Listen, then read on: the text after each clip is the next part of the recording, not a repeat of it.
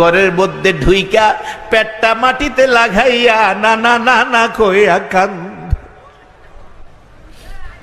এইভাবে একদিন গেল, 2 দিন গেল, 3 দিন। যেদিন পার হয়ে যায়, হাসাইন হুসাইন পেটের খিদায় উঠতে পারে না, ব্যথা কষ্ট দুঃখ আর যেন সইতে পারে না।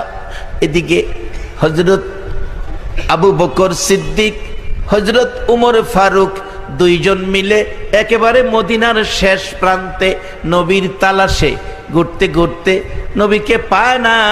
যাইয়া দেখে রাখালেরা বসে কি যেন পরামর্শ করছে। রাখালেরা, বাবারে রাখালের দল দেখে আসছি জর্দানের জমিনে, যে জর্দানের জমিনে আমার নবী চাচা আবু তালিবের সঙ্গী হইয়া মক্কা থেকে ইয়ামেন যাচ্ছিলেন কাফেলার সাথে। 13 বৎসর বয়সে আবু তালিবের সফর সঙ্গীরা সবাই ইয়ামেনের পথে যাইতে জর্দানের জমিনে ক্লান্ত হয়ে গাছতলায় বসেছিলেন, রেস্ট করবেন। আমার নবী অল্প বয়স, 13 বৎসর, মুরব্বীদের পাশে বসে নাই। আমার নবী একটা মরা গাছের নিচে বসেছিল। এই ঘটনাটা জর্দানের জমিনে নিজের চোখে দেখে আসছি।